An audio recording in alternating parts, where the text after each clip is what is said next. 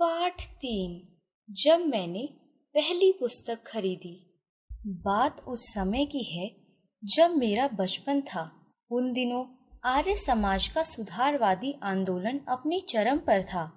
पिता आर्य समाज रानी मंडी के प्रधान थे और माता ने स्त्री शिक्षा के लिए आदर्श कन्या पाठशाला की स्थापना की थी।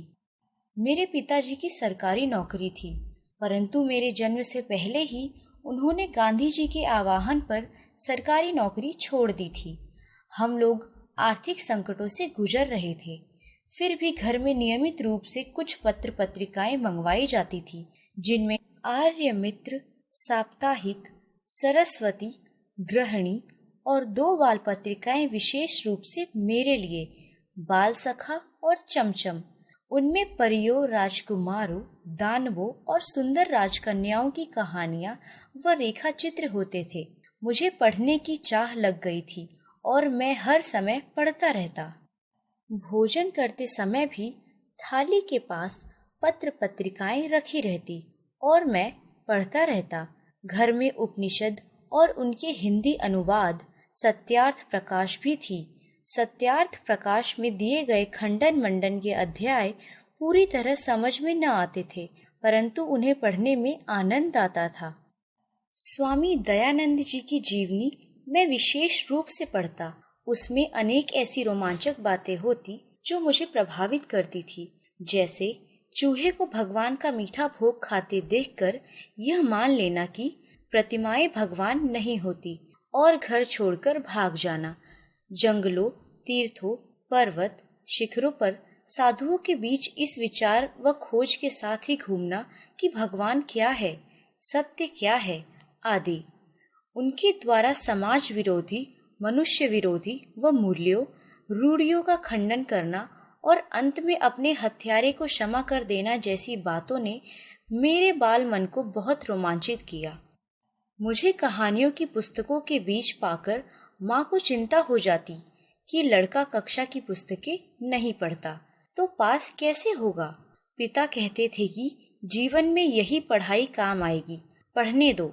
मेरे पिताजी नहीं चाहते थे कि नासमझ उम्र में मुझे स्कूल भेजा जाए, अतः घर पर ही शुरू की गई पढ़ाई के लिए मास्टर जी रख लिए गए। कक्षा 2 की पढ़ाई करते समय मेरा नाम स्कूल में लिखवाया गया। 3रे दर्जे में भर्ती हुआ। उस दिन शाम को पिताजी अंगुली पकड़कर घुमाने ले गए। लोकनाथ की दुकान पर पहुंचकर मुझे अनार का ताजा शरबत कुल्हड़ में पिलवाया और सिर पर हाथ रखकर बोले, वादा करो कि पाठ्यक्रम की पुस्तकें भी इतने ही ध्यान से पढ़ोगे, माँ की चिंता मिटाओगे। उनका आशीर्वाद था या मेरा जी तोड़ परिश्रम कि 3रे 4थे दर्जे में मेरे अच्छे अंक आए और 5वें दर्जे में तो मैंने प्रथम स्थान प्राप्त किया।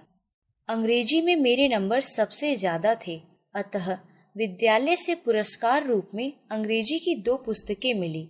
एक पुस्तक में 2 छोटे बच्चे घोंसले की खोज में बागों, कुंजों में रुकते हैं और इस बहाने पक्षियों की जातियों, उनकी बोलियों आदि की जानकारी उन्हें मिलती है।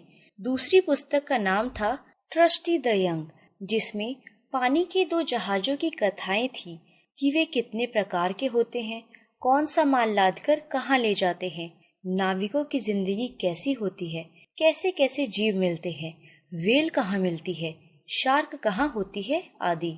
इन 2 पुस्तकों के माध्यम से एक नई दुनिया मुझे दिखी, पक्षियों से भरा आकाश और रहस्यों से भरा समुद्र लिए। पिताजी ने अलमारी के एक खाने में अपनी चीजें हटाकर जगह बनाई और मेरी पुस्तकें उस खाने में रखकर कहा, आज से यह खाना तुम्हारी अपनी पुस्तकों का है, यह तुम्हारी लाइब्रेरी है। यहाँ से आरंभ हुई उस बच्चे की लाइब्रेरी। अब मुझे पुस्तकें एकत्र करने की सनक भी लगी। आप इसका कारण पूछना चाहोगे। इसका कारण भी बचपन का एक अनुभव है। हमारे मोहल्ले में एक लाइब्रेरी हरि भवन नाम से थी। स्कूल से छुट्टी होते ही मैं उसमें जाकर जम जाता। पिता का साया सिर पर रहा नहीं था, सो लाइब्रेरी का चंदा चुकाने को पैसे नहीं थे, अतः वही पुस्तकें निकालकर पढ़ता रहता था। उसमें खूब उपन्यास थे।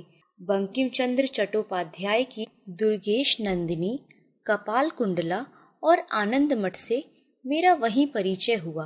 टॉल्स्टॉय की अन्ना कैरेनिना, विक्टर ह्यूगो का पेरिस का कुबड़ा, गोर्गी की मदर और सर्वाधिक मनोरंजक सर्वारिज का विचित्र वीर यानी डॉन क्विक्सोट हिंदी के माध्यम से सारी दुनिया के कथा पात्रों से मुलाकात करना कितना आकर्षक रहा था, मैं वर्णन नहीं कर सकता। कभी पुस्तकालय बंद होने के समय कोई पुस्तक पूरी न पढ़ पाता और लाइब्रेरियन शुक्ल जी के कहने पर बच्चा अब उठो बड़ी अनिच्छा से उठता।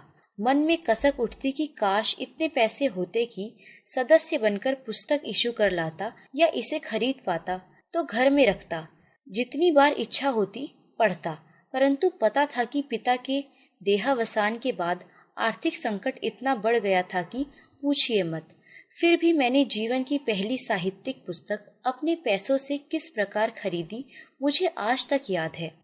उस साल मैंने इंटरमीडिएट पास कर लेने पर पुरानी पुस्तकें बेचकर बीए की सेकेंड हैंड पुस्तकें खरीदी थी। न जाने इस खरीद में किस प्रकार 2 रुपए बच गए थे। सामने के सिनेमा घर में देवदास लगी थी, उसकी चर्चा बहुत थी, परंतु माँ को सिनेमा देखना बिल्कुल नापसंद था।